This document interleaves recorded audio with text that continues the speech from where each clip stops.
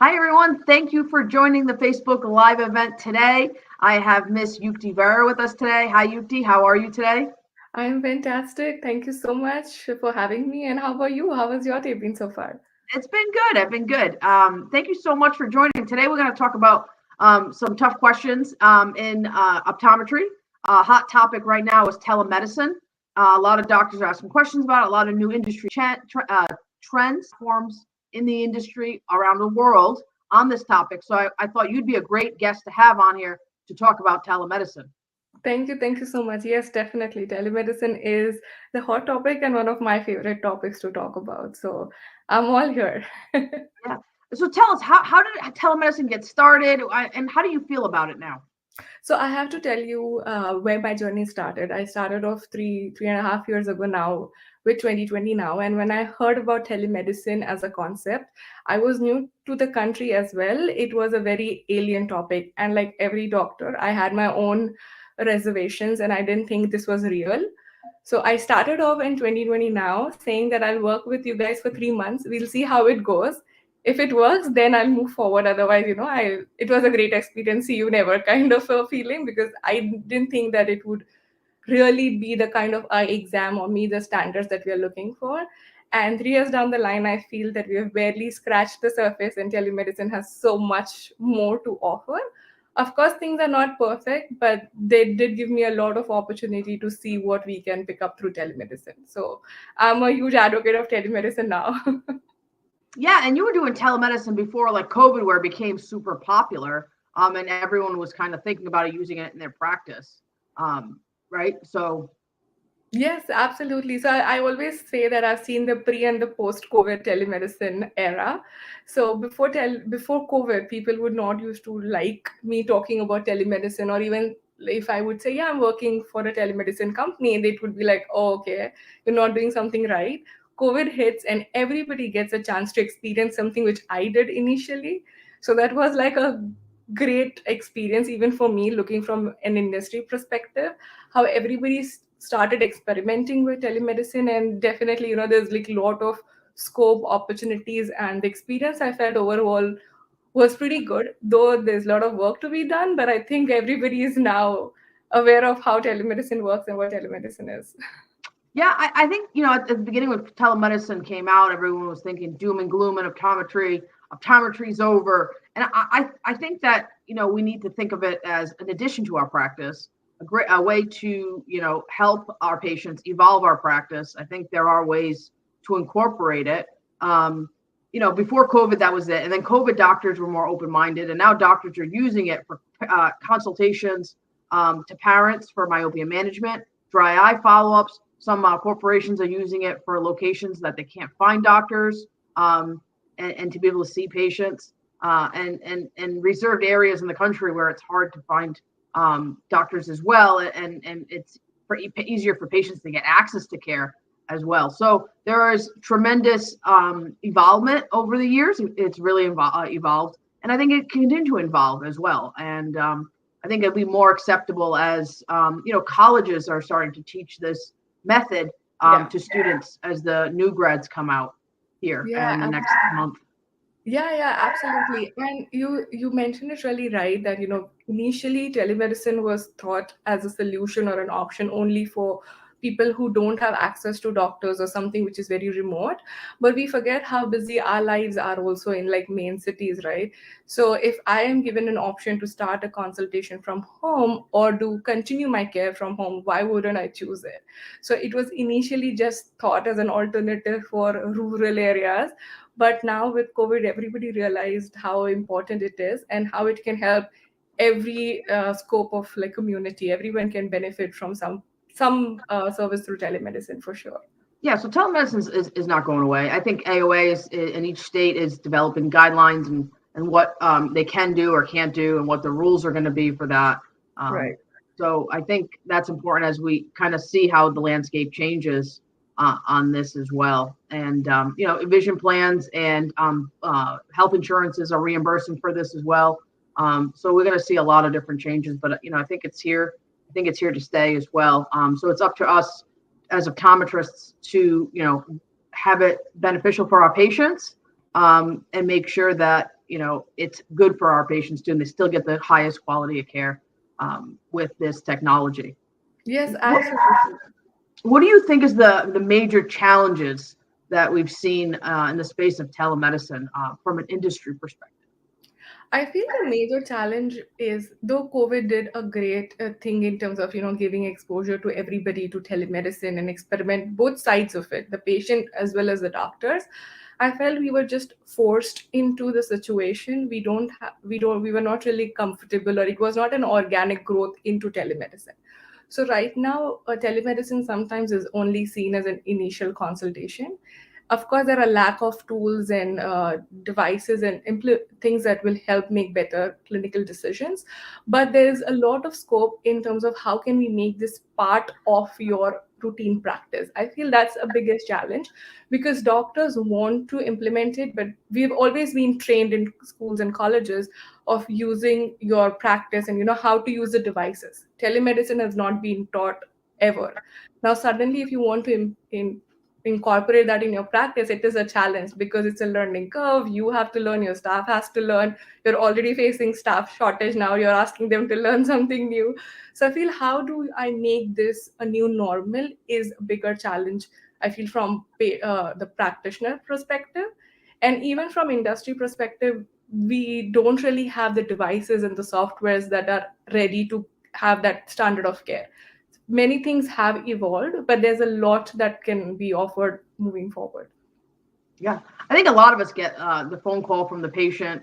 I think I have a bump on my lid. It's a little sore. It just came about. I mean, that's telemedicine. But we were never really charging for it. We were just doing the consultations, helping them. There's an opportunity to take advantage of that in your practice, and the patient understands that they can pay a copay for that service and kind of do that and kind of squeeze those patients into your day to make it easier. And even contact lens follow-ups and checks and things like that, things that are easy to do. So that's a big advancement in a practice that doctors can take advantage of.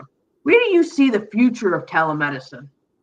Future, I would say, looks really bright for telemedicine, not just because I am an advocate and I'm passionate about technology and eye care. The reason I say that is the fact that many industry like leaders have started investing in telemedicine. So we definitely know that this is going to be the future, and there are going to be more and more technology out there to help us provide better standard of care through telemedicine. Also, there are surveys which has shown that patients would want to continue using telemedicine even post pandemic. So now that irrespective of the age group, everybody wants to continue using that as an option. So patients are ready. It is just for us to start offering the service. Of course, nothing can replace the in office practice and care. That is nowhere near the future that I feel will happen. But the idea should be having a more hybrid approach, so that we can wisely use our chair time. As practitioners, our chair time is extremely valuable. So it'll be very interesting to see how we take newer technologies and implement, not just for consultation, but also using AI, machine learning, and all those new technologies to help us make better decisions. Yeah, I mean, just off topic a little bit. I've seen AI in the industry, read some articles, and I think it's fascinating. I think that's like a huge what we're going to see in the future. A lot of and it's going to help us with diagnoses. Even with there's a lot out there that's new technologies coming out now with diabetic retinopathy and things like that. But what fascinated me was reading in one of the ophthalmology articles about glaucoma. I mean, sometimes we always still have that questionable glaucoma patient. We don't know, maybe, but I mean, we're going to have all this technology at our fingertips. We're going to be able to diagnose diseases much faster, better outcomes for our patients. I think we should just embrace it. It's a technology that I think we all can use if we go within the guidelines provided by state laws. So I think that's important. Absolutely. And I feel it is important for, as you had rightly mentioned initially, it is important for us to embrace technology, because if we don't embrace it, we will stand behind, because the entire healthcare industry and the system is approaching telemedicine, and there are advocacy policies that are being implemented. So if not just for optometry, but general healthcare as well. So it's important for us to look at telemedicine, AI, or all these advanced technology as a support system to help us expand our scope of practice versus a thread that will take away the practice. So that's how I look at it. And I feel like nothing can replace human intelligence or the kind of information we can diagnose, but it will be just your assistive tool that will help you to, make better decisions. Yeah, I mean, it'll be for that patient too that kind of wants convenience for a quick follow-up visit or however it evolves in the future. I know my doctor wanted to do a follow-up visit, and for me, just being super busy, the fact that I could do a phone call, was great for me. I was happy to pay for a copay, whatever it was, and do the follow-up call, and it was convenient. And I want to do it all the time. I mean, obviously, you have to go in for the physicals and blood work, but all the other stuff I thought was beneficial for me to do that. And so I think of it like from a patient perspective, we're giving good quality care, but it's also convenience, busy lifestyle. It's just like the year 2022 is everyone's on their phones, everyone's on the run. How can we attract that patient into our office? And this might be a new way to do so and get some new patients, maybe the younger generation that wants this and looks for it. I know that I've added some new technology in my practice, and patients feel like it's a wow factor. And even, I mean, just simple things like a retinal photography or OCT, they think it's the latest and greatest. So just imagine their perspective on something else that is easy for you to consult with them and give them information and give them treatment. Absolutely. Knowing today's generation, I'm sure you would have experienced it as well. Patients are very well informed thanks to Dr. Google, and they want to be involved in the decision making process. And this technology will help them. Instead of Googling things, they can directly call you, and you can make money out of it. You can charge them for that consultation. So wouldn't that be a win-win situation for all of us? That instead of they just Googling things, you can be like, why don't you just call me for a small copay, and then I can guide you of what to Google and how to Google. So it is a way to look at it, that technology is out there, people want it, how can you make the most of it? No, yeah, I think that's important because a lot of patients would just call, right, and try to get a script or trying to get something for a hordeolum or whatever the case is. So we're kind of giving our information away, where we can kind of find a way to utilize a platform like that to increase revenue in your practice if patients can't come in for something like that. Right. Another thing to add, I feel, is we all know that there is a shortage in the healthcare industry in general. We are all facing some kind of shortage. This telemedicine, I keep talking about this all the time, will give an opportunity for doctors, say, who want to retire. We can still use their knowledge and their expertise through telemedicine. They can, do the consultation from home, have flexible hours, and, work as many hours as they like. Similarly, for young parents who might have to take care of their kids, they can still continue working through telehealth consultation. So there are additional opportunities that are opening up for doctors as well. So it's a win-win situation for everyone if done right, for sure. That's an underlying statement for. No, yeah, of course. I think it's for doctors. A lot of doctors have expressed interest in something like this. I work for some of the bigger corporations that supply lanes for a lot of corporate opticals, and they found some interest in it. And they have multiple licenses, so they can work in different states. So some of them like it also for like supplemental income, and kind of like to mix it up a little bit in the office, outside the office. And then if they don't feel comfortable given that script, they just have the patient come back to do an in-live exam. So it's not something that the doctors aren't giving good quality care. If they feel uncomfortable, they have the say to kind of stop the exam and say, well, this is as far as we can go. We need to have you come back for in-person exam. And some of those exams, if they're older or something like that, patient can't, is not getting 20/20 vision, those would need to be in person. They're not all for every patient.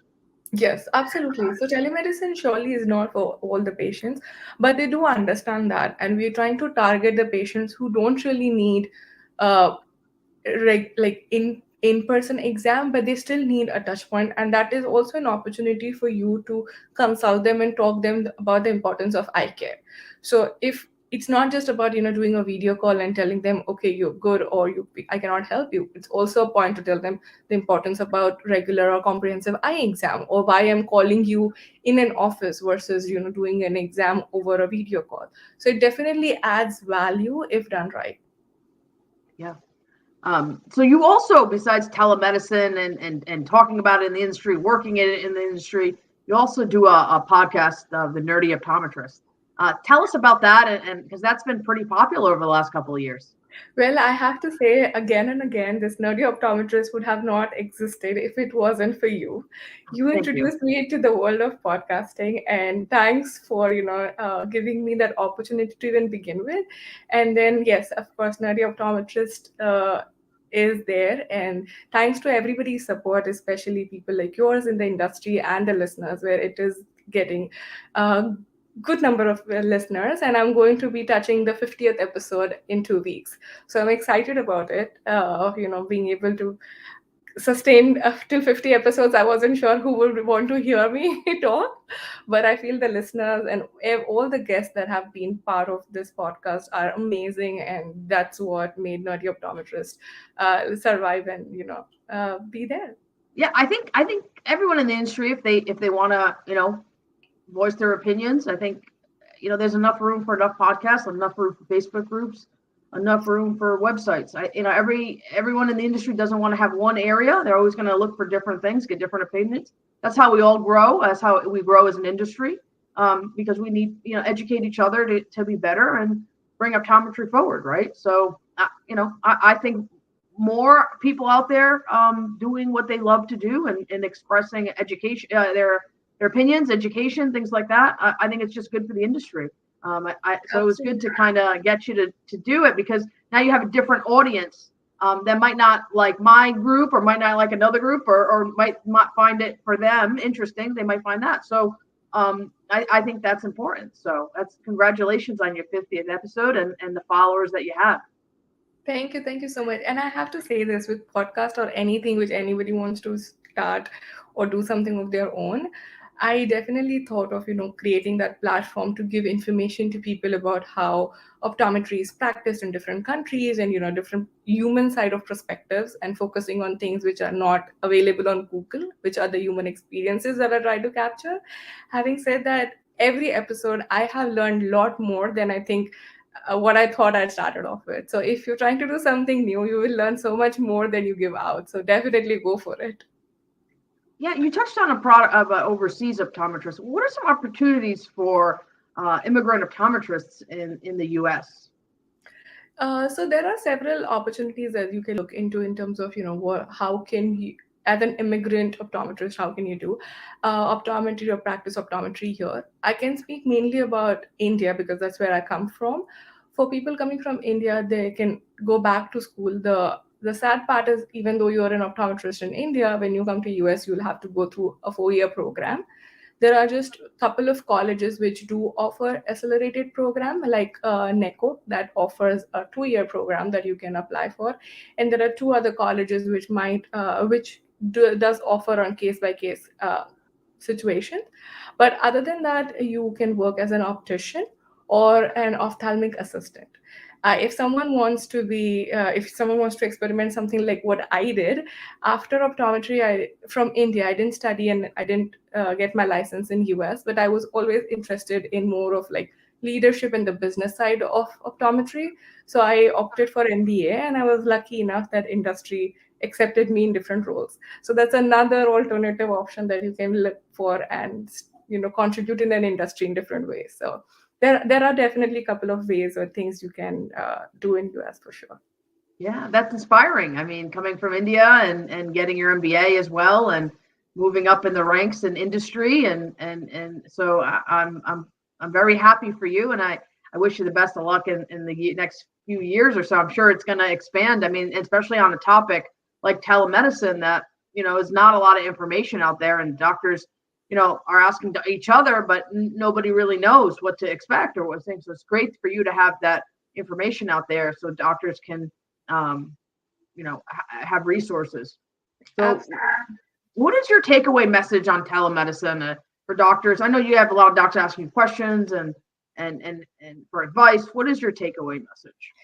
I feel my takeaway message, this is completely from my experience. I didn't realize how much gap is there in the industry because we do have many people trying to develop new technology. They will hire engineers, they'll hire sales team, they'll hire success team, they'll hire, everybody. But optometrists are usually consultants.